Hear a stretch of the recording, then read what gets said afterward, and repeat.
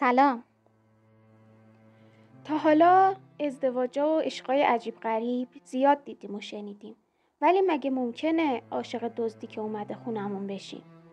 توی این دنیا هیچ چیز از هیچ کس بعید نیست. داستان امروز راجع به یه آقای دزدیه که به امید پیدا کردن پول رفت توی اون خونه، ولی به جاش نیمه گم شده‌شو پیدا کرد. البته موضوع ما این عشق عجیب و غریب نیست. داستان اصلی بعد از به وجود آمدن این عشق اتفاق میفته. اگه کنجکاوی بدونید چه اتفاقی برای این دوتا جوون عاشق میفته، تا آخر این ویدیو با من همراه باش.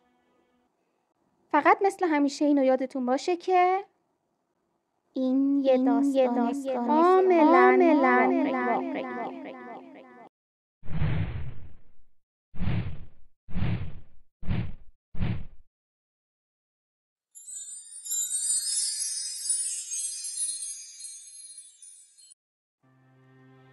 عسل تک فرزند یه خانواده پولدار بود. از بچگی هیچ دغدغه و مشکلی نداشت. هر وقت هر چیزی رو که میخواست براش فراهم بود.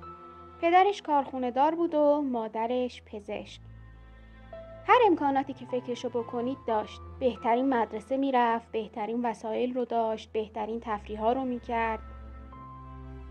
ولی از همون اول خیلی بازیگوش بود و اصلا اهل درس خوندن نبود. با وجود معلم خصوصیایی که هر روز به خونشون می اومدن و می رفتن، هیچ پیشرفتی توی درسش دیده نمی شد. پدرش می گفت حداقل دیپلمش رو بگیره، بعد می فرستمش خارج تو یکی از دانشگاه‌های پولی اون طرف درس بخونه و مدرک بگیره. اگرم نشد یه مدرک براش جور می کنیم و می خریم که آبرومون نره. عسل خیلی اهل خوشگذرونی با دوستاش بود. صمیمی‌ترین دوستش مبینا بود. از بچگی با هم دوست بودن و همراز و همراه هم. مبینا درس خونتر بود. حتی میشه گفت نمره‌هایی که عسل میگرفت زیر سایه تقلبایی بود که سر امتحان از مبینا میگرفت. نه دیگه نه، این وضعیت درست نیست آقا.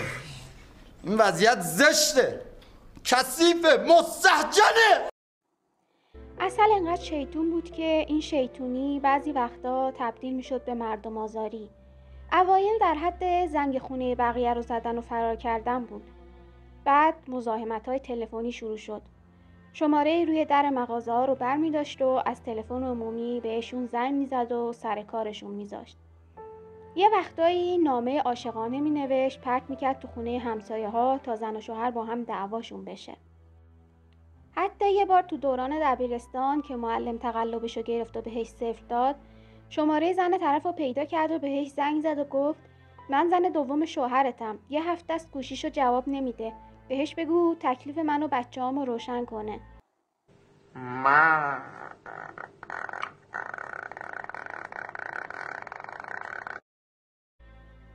مبینا هم با این کارهای عسل مخالفت نمی‌کرد و همیشه پایه بود.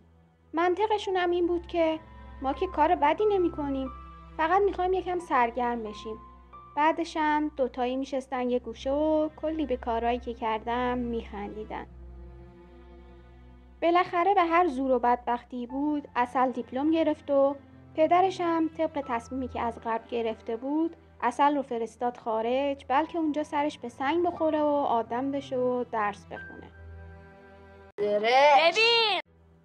ولی عسل زیاد اونجا دووم نیاورد و هی بهونه گرفت که من دلم برای دوستام تنگ شده و اینجا دارم میمیرم از تنهایی. اگه افسرده بشم تقصیر شماستا. بالاخره پدرش رو راضی کرد که برگرده. بعد از برگشتن کارش شده بود خوشگذرانی با دوستاش و مسافرت و تفریح.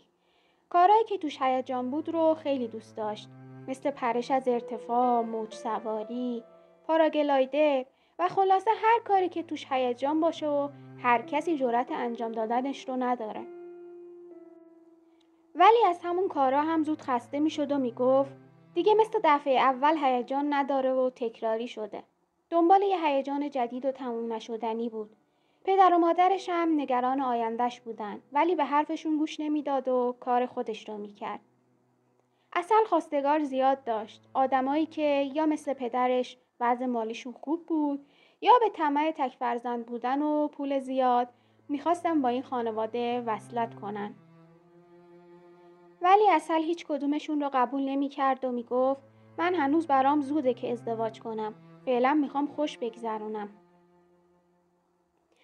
یه روز پدر و مادر عسل برای یه سفر کاری رفته بودن خارج از کشور. عسل هم طبق معمول با دوستاش توی مهمونی و به قول خودش عشق و حال بود. شب دیر وقت خسته و داغون برگشت خونه. حتی حوصله روشن کردن چراغا رو هم نداشت. به زور و کشون تا اتاقش رفت و خودش رو پرت کرد روی تخت. 1-2 ساعت بیشتر نخوابیده بود که احساس کرد یه صدایی از پایین میاد. اول فکر کرد توهم زد و گفت بی خیال بابا. دوباره سرشو گذاشت رو بالش و چشاشو بست. چند لحظه بعد دوباره یه صدا شنید. با خودش گفت نه، انگار واقعا یکی تو خونه است. آروم و پاورچین از پله ها رفت پایین. اولش ترسیده بود، ولی بعدش گفت خب حالا مگه چی میخواد بشه؟ مگه همیشه دنبال هیجان نبودی؟ الان هیجان با پای خودش اومده توی خونه. یکم اینور اونور رو نگاه کرد. یه مردی رو دید که گوشه پذیرایی داره با خیال راحت کشوهای کمد کنسول رو میگرده و زیر و رو میکنه. عسل یه لبخند شیطانی زد و یهو پرید چراغ رو روشن کرد و گفت دستا بالا. مرده که حسابی شوکه شده بود و ترسیده بود 1 متر پرید هوا و برگشت سمت عسل. یه پسر جوون و چارشونه. عسل با دیدن قیافه پسره چند دقیقه کپ کرد و هر دوشون به همدیگه خیره مونده بودن. بعد چند دقیقه عسل گفت تو کی هستی هان؟ تو خونه ما چیکار میکنی؟ نکنه اومدی دزدی؟ پسره که حسابی دست و پاشو گم کرده بود گفت نه من اومده بودم و با سرعت دوید سمت در خروجی. عسل دنبالش رفت و گفت بی خود زور نزن، اون در قفله. اصلا مگه از پنجره نیومدی؟ پسره برگشت و نگاش کرد. عسل گفت نه ترس بابا، کاریت ندارم. نمیخوام تحویل پلیست بدم. غیر از منم کسی خونه نیست. فقط میخوام باهات حرف بزنم. تو واقعا دزدی مگه نه؟ وای چه باحال. من تا حالا یه دزد از نزدیک ندیده بودم. چند وقت دزدی میکنی؟ کار و کاسبی خوبه؟ زن و بچه هم داری؟ بگو دیگه، تو رو خدا خیلی دوست دارم بدونم چجوری میری دزدی. پسره که از رفتار عسل تعجب کرده بود نمیدونست چی کار کنه. از یه طرفم از شخصیت و خنگبازی عسل خوشش اومده بود. گفت واقعا میخوای بدونی؟ عسل با هیجان گفت آره به خدا خیلی دوست دارم بدونم چی کار میکنی. شام خوردی؟ گشنت نیست؟ میخوای یه چیزی درست کنم با هم بخوریم؟ یا اصلا میخوای قهوه درست کنم ها؟ خلاصه پسره میمونه و شروع میکنن به حرف زدن. اسمش رضا بود. از وقتی پدرش مرد مجبور بود کار کنه و خرج مادرش و خواهرش رو بده. ولی دخل و خرجشون با هم جور نبود. تا اینکه یکی از دوستاش بهش پیشنهاد میده بره و باهاش کار کنه و هرچی دزدیدن نصف. اولش رضا قبول نمیکنه، ولی دوستش ولکن نبود. 1-2 بار که میرن دزدی رضا کم کم از این کار خوشش میاد. هم پول خوبی گیرش میومد، هم کار هیجان انگیزی بود. آخه رضا مثل عسل عاشق هیجان بود. اون شب تا صبح با هم حرف زدن و دیدن که چقدر شبیه هم هستن. تصمیم گرفتن دوست بشن، ولی هر دوشون میدونستن که از همون لحظه اول عاشق هم شدن. بعد از اون روز با هم در ارتباط بودن و بعضی وقتا میرفتن و همدیگر رو میدیدن و کل شهر رو میگشتن. کم کم رضا فهمید که احساسش به عسل خیلی جدیه و هیچ جوره نمیتونه بدون اون زندگی کنه. از یه طرف میترسید عشقش رو اعتراف کنه و از یه طرف دیگه هم نمیخواست صبر کنه. بالاخره دلو زد به دریا و اعتراف کرد. عسل یه نگاه بهش کرد و گفت من که از اول میدونستم عاشقمی، فقط منتظر بودم خودت به حرف بیای.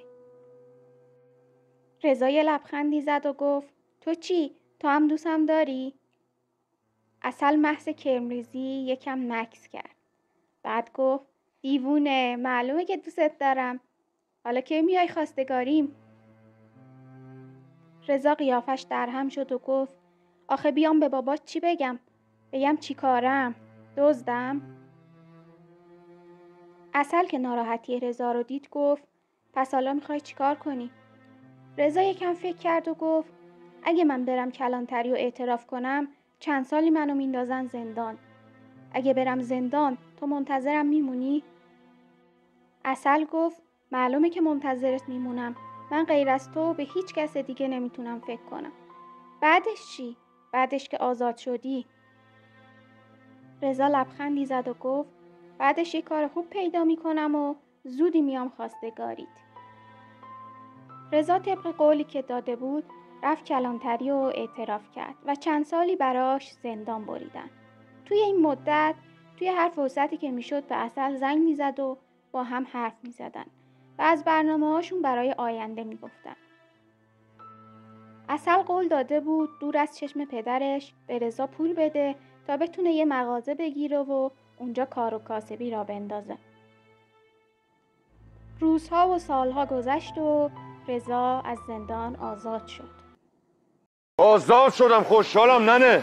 ایشالله آزادی قسمت همه قول و قرارا عملی شد و رضا تونست یه مغازه لباس فروشی را بندازه. بالاخره روز موعود رسید و قرار شد رضا بیاد خواستگاری. عسل با 1000 مصیبت و زبون ریختن باباش رو راضی کرده بود که قبول کنه رضا بیاد خونه‌شون. پدر عسل از وضعیت مالی رضا رضایت نداشت، ولی هنوز نمیدونست که قبلا دزدی میکرده و چند سال زندان بوده. بعد از اولین جلسه خواستگاری در مورد رضا تحقیق میکنه و وقتی ماجرا رو میفهمه به عسل میگه مگر از رو جنازه من رد بشی که با اون پسر ازدواج کنی؟ به فکر آبروی خودت نیستی، به فکر آبروی ما باش. دیگه حق نداری حتی ببینیش، چه برسه به این که زنش بشی. عسل هر کاری میکنه نمیتونه پدرش رو راضی کنه. هرچی میگه رضا توبه کرده و مجازاتش هم کشیده و الان میخواد سالم زندگی کنه، پدرش قبول نمیکنه. عسل هم بدترین کاری که هر دختر ممکنه توی این شرایط انجام بده رو انجام میده و خانواده‌اش رو با خودکشی تهدید میکنه. حتی اقدام هم میکنه. پدر و مادر بیچاره‌اش که میبینن چاره ای ندارن قبول میکنن و عسل و رضا با هم ازدواج میکنن. اگه فکر میکنین قسمت پرریزون داستان اینجا بود، سخت در اشتباهی. هنوز به قسمت پرریزون ماجرا نرسیدیم. گوش کنید تا بقیه‌شو بگم. عسل و رضا بعد از ازدواج خیلی خوشحال بودن و عاشقانه زندگی میکردن. رضا میرفت سر مغازه و دیگه دور کار خلاف رو خط کشیده بود. روزها میگذشت و همه چی عادی بود تا اینکه عسل احساس میکنه زندگیش خیلی تکراری و بدون هیجان شده. دلش برای روزایی که دزدکی جواب تلفن‌های رضا از زندان رو میداد تنگ شده بود. دنبال یه هیجان تازه میگشت. یه روز تصمیم گرفت این احساسش رو با رضا در میون بذاره و بهش گفت میدونی رضا، من خیلی دوستت دارم، ولی احساس نمی‌کنی زندگیمون خیلی تکراری شده؟ راستش من عاشق اون ابهت قبلیت بودم. اون رضایی که اومد خونمون دزدی. اون رضایی که دنبال هیجان بود، نه این رضایی که مثل بچه پاستوریزه ها هر روز میره دم مغازه و میاد. رضا که از حرفای عسل تعجب کرده بود گفت حالا منظورت چیه؟ از من چی میخوای؟ عسل که سر ذوق اومده بود گفت ببین رضا، من یه فکری کردم. حالا قسمت پرریزون ماجرا همینجاست. عسل گفت بیا این دفعه با هم بریم دزدی کنیم. برگام، پرام، همه هرچی ریختنیه ریخت. رضا که از تعجب نزدیک بود 2 شاخ روی سرش سبز بشه گفت چی میگی عسل؟ شوخی میکنی دیگه نه؟ عسل با جدیت گفت نه دیوونه، شوخی چیه؟ من از این زندگی بی هیجان خسته شدم. اگه بریم دزدی هم کلی پول گیرمون میاد، هم خیلی هیجان داره. میدونم تو هم دلت برای دزدی تنگ شده، فقط داری به خاطر بابا اینجوری زندگی میکنی. بی خیال دیگه، بیا بریم تو دل هیجان. شما چی فکر میکنید؟ نظرتون راجع به تصمیم عسل چیه؟ خیلی دوست دارم بدونم. حتما برام توی کامنت ها بنویسید. خلاصه انقدر مخ رضا رو به کار میگیره تا راضیش میکنه و با همدیگه شروع میکنن به دزدی کردن. چند وقت بعد پدر و مادر عسل از کارهای خودش و شوهرش باخبر میشن و کلاً از خانواده طردش میکنن. نمیدونم هنوزم عسل داره به کارش ادامه میده یا نه. شاید هم دستگیر شده، ولی این عسلی که من میشناسم دست از این کارا بر نمیداره. ممنون که بازم تا آخر این داستان پریزون با من همراه بودید. اگه از داستان خوشتون اومد لطفاً لایک کنید تا منم انرژی بگیرم و حتما برای دوستاتونم بفرستید. و اگه دوست دارید بازم از این داستانای پریزون بشنوید، کانال من پر از اینجور داستاناست. پس حتما کانال رو سابسکرایب کنید و ویدیوهای بعدی رو از دست ندید. خیلی دوستتون دارم. تا یه داستان پریزون دیگه، فعلا خداحافظ.